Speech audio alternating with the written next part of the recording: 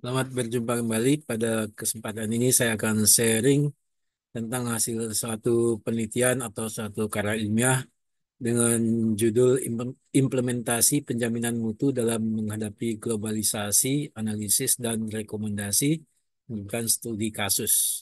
Jadi penjaminan mutu di sini adalah penjaminan mutu untuk bidang pendidikan eh, di dalam satu perguruan tinggi. Di studi kasusnya akan diambil dari suatu program studi tertentu.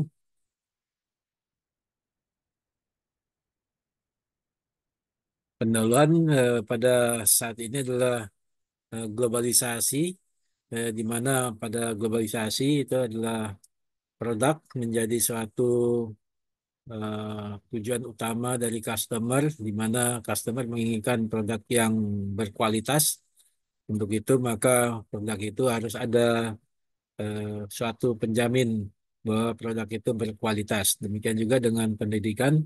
Pendidikan pun juga harus berkualitas, dan untuk pendidikan yang berkualitas untuk suatu bidang disiplin ilmu tertentu, maka perlu adanya suatu alat untuk penjaminan mutu dari program pendidikan tersebut.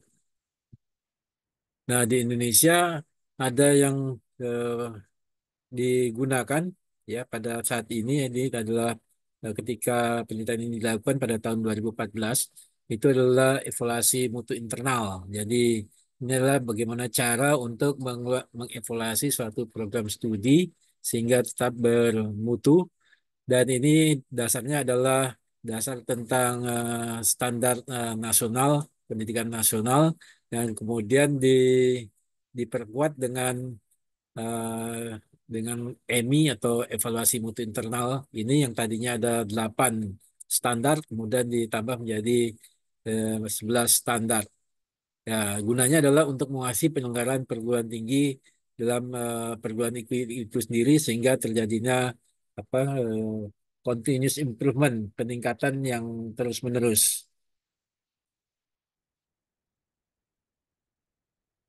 Nah, semula tahun 2005 itu adalah substansi alat evaluasi mutu internal dari perguruan tinggi itu mengacu pada 8 standar, ya. Kemudian ditambah dengan standar pengabdian masyarakat, standar penelitian dan kerjasama, sehingga menjadi 11 standar. Kemudian untuk menyempurnakan atau lebih memperbaiki dari alat evaluasi mutu internal tersebut, maka juga mengacu pada instrumen akreditasi BAN PT dan juga dari AUN dan Webometric, sehingga alat evaluasi mutu internal ini bisa menjadi semakin baik untuk mengevaluasi mutu pendidikan dari suatu program studi. Nah, studi kasus ini adalah studi kasus untuk prodi tertentu dari suatu perguruan tinggi yang dilakukan dengan focus group discussion menggunakan alat instrumen EMI. Nah, instrumen EMI ini kiranya pemirsa peneliti bisa melihatnya pada di internet, ya. Kemudian EMI ini dibuat dari 7 skala, kemudian dilengkapi juga dengan rubrik, ya, kemudian dan juga bukti dokumen. Jadi dari keadaan eh, situasi yang ada untuk suatu program studi, misalkan tentang dosen, misalkan, ya, keadaannya bagaimana, kemudian dilihat rubriknya, maka kemudian diberi angka skala, ya, diberi apa penilaian dia masuk ke dalam skala berapa. Pertanyaan penelitiannya adalah bagaimana implementasi dari EMI pada prodi, kemudian bagaimana kualitas penjaminan mutu dari prodi, kemudian rekomendasi apa yang dapat diusulkan agar prodi dapat eh, meningkat kualitasnya untuk menghadapi globalisasi. Nah, standar EMI perguruan tinggi itu terdiri daripada 11 11 standar, dan masing-masing standar itu ada indikatornya, kemudian ada rubriknya, kemudian ada penilaian skornya yaitu dari 1 sampai 7. Nah, untuk yang 11 standar itu adalah yang A adalah standar isi, di mana di sini eh, indikatornya atau rubrik indikatornya atau penilaiannya ada 5, ya, 5 indikator. Kemudian standar proses ada 10 indikator, kemudian standar kompetensi lulusan ada 10 indikator, standar pendidikan dan tenaga pendidikan ada 4 indikator. Kemudian standar sarana dan prasarana ada 8 indikator, standar pengelolaan ada 20 indikator, standar pembiayaan ada 9 indikator, standar penilaian ada 6 indikator, standar penelitian ada 12 indikator, standar pengabdian masyarakat ada 6 indikator, dan standar kerjasama ada 7 indikator. Jumlah dari standar dari indikator itu adalah 97 indikator untuk 11 standar. Jadi ini sudah ada instrumennya berupa kuesioner yang mana rubriknya ada, kemudian penilaiannya ada, terdiri daripada gradasinya ada 1 sampai 7. Nah, kemudian untuk angka rentang mutu dan sebutannya adalah seperti ini untuk dari penilaian dari kuesioner tersebut ya, dari angka 1 sampai 7, kemudian semua indikatornya dijumlahkan, maka di sini ada penilaian ini dari 0 sampai 14 itu adalah perbaikan menyeluruh dan mendesak. Nah, kalau dia nilainya di antara 15 sampai 28, perbaikan mayor. Kemudian kalau dia nilainya atau skornya 29 sampai 42, perbaikan minor. Kalau 43 sampai 57, berarti dia sudah cukup. Kemudian kalau dia skornya dari 58 sampai 71, lebih dari cukup. Kemudian kalau dia skornya 72 sampai 85, dia baik. Kalau dia skornya 86 sampai 100, dia sangat baik. Nah, hasil dari pensekoran atau penilaian atau evaluasi dengan evaluasi mutu internal itu adalah nilainya adalah seperti ini setiap standar ya. Jadi ini adalah nilai per standar. Jadi untuk standar isi ini adalah nilainya 85,71, dia sebutannya baik ya. Jadi kalau kita lihat dari sini, di sini adalah sebutannya baik ya. 85 sampai 85,71. Kemudian 71,43 untuk standar proses 71,43. 71,43 ini dari sini ya 58, berarti dia eh, di sini lebih dari cukup ya. Kemudian standar kompetensi kelulusan ini ada nilai per standarnya ada 7143, lebih dari cukup sebutannya. Kemudian standar pendidikan dan tenaga pendidikan ini adalah 71,43, lebih dari cukup. Kemudian standar sarana dan prasarana 71,43, lebih dari cukup. Standar pengelolaan 7143, lebih dari cukup. Kemudian standar pembiayaan ini adalah 57,14 skornya. Ini sebutannya adalah cukup. Standar penilaian ini adalah 57,14, cukup. Kemudian standar penelitian 42,86, perbaikan minor. Kemudian standar pengabdian masyarakat skornya adalah atau nilainya adalah 57,14, cukup. Kemudian standar kerjasama 28,57, ini perbaikan mayor. Kemudian rata-ratanya adalah 62,34, berarti lebih dari cukup. Nah, kalau kita lihat dari nilai rata-rata, ini berarti ada 1, 2, 3, 4, 5 yang di bawah nilai rata-rata ya. Jadi ada 5 standar yang di bawah nilai rata-rata adalah standar pembiayaan, penilaian, penelitian, dan pengabdian masyarakat dan kerjasama. Ini di bawah nilai rata-rata. Sedangkan yang lainnya ini adalah di atas rata-rata. Nah, kemudian untuk memudahkan eh, melakukan evaluasi atau penilaian untuk program studi ini, maka dibuatlah grafik ya, grafik laba-laba atau grafik radar. Kalau di Excelnya disebut dengan grafik radar ya. Nah, ini maka dengan grafik radar ini kita bisa melihat mana standar yang rata-rata, ya, yang rata-rata ini yang gambar merah ini, kemudian yang biru ini adalah nilai faktualnya ya.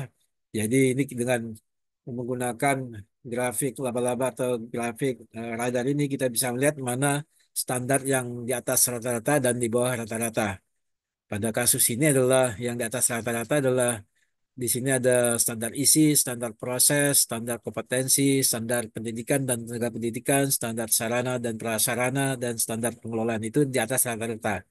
Sedangkan yang di bawah rata-rata ini adalah standar pembiayaan, kemudian standar penilaian, standar penelitian, standar pengabdian masyarakat, dan standar kerjasama ya.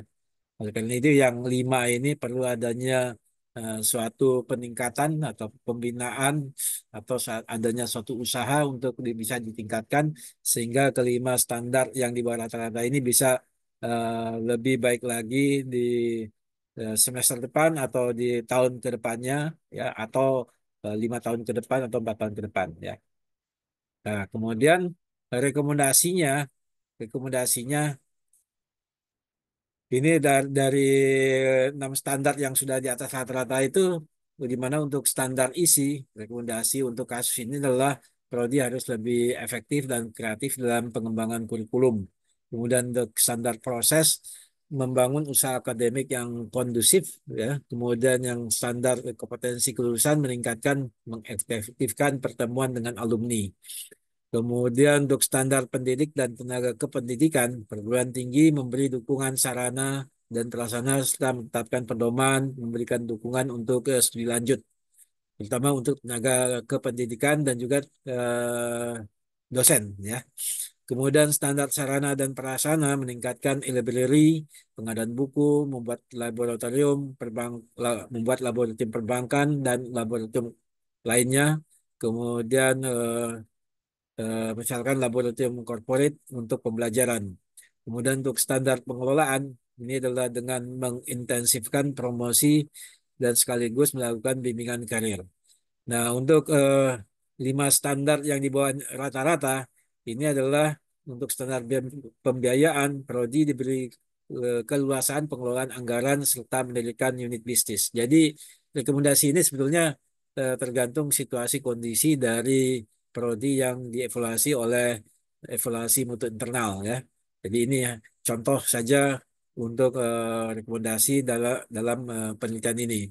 Kemudian untuk standar penelitian adalah menyusun pedoman penelitian, kemudian standar penelitian, penambahan anggaran untuk penelitian, pembuatan buku atau modul, pengiriman pada call paper, kemudian standar pengabdian masyarakat, perlunya menambah anggaran dan pengabdian untuk pengabdian masyarakat, kemudian standar kerjasama, tentunya melakukan kerjasama dalam tridharma, ya. Dan eh, kalau ini dilaksanakan di prodi, maka prodinya akan bisa meningkat eh, kualitasnya. Kemudian untuk rekomendasi khususnya adalah untuk perguruan tinggi, untuk jangka pendeknya adalah tersedia anggaran yang memadai, memudahkan mengakses e-library, kemudian membuat laboratorium, membuat pedoman-pedoman, menyediakan daya dukung yang memadai untuk kegiatan ilmiah baik nasional maupun internasional. Kemudian untuk jangka panjangnya, studi lanjut bagi dosen dan tenaga kependidikan. Ya, kemudian untuk yayasan atau wali amanah atau badan wakaf, itu untuk jangka pendeknya adalah rekomendasinya memberikan dukungan pada semua kegiatan. Kemudian jangka panjangnya memberikan tambahan anggaran untuk sarana dan prasarana, meningkatkan dan menggali sumber dana, mendirikan unit bisnis. Jadi ini tentunya untuk rekomendasi prodi dan rekomendasi usia ini tentunya tergantung dari prodi dan perguruan tinggi yang akan kita evaluasi secara internal sehingga terjadi continuous improvement nantinya ke depannya. Demikian ulasan tentang suatu hasil penelitian, penggunaan instrumen evaluasi mutu internal atau EMI untuk suatu program studi. Semoga hasil dari sharing ini bisa menginspirasi, kemudian bisa dikembangkan dan tentunya bermanfaat. Terima kasih sudah menyaksikan video sharing saya. Semoga bermanfaat. Salam sehat selalu.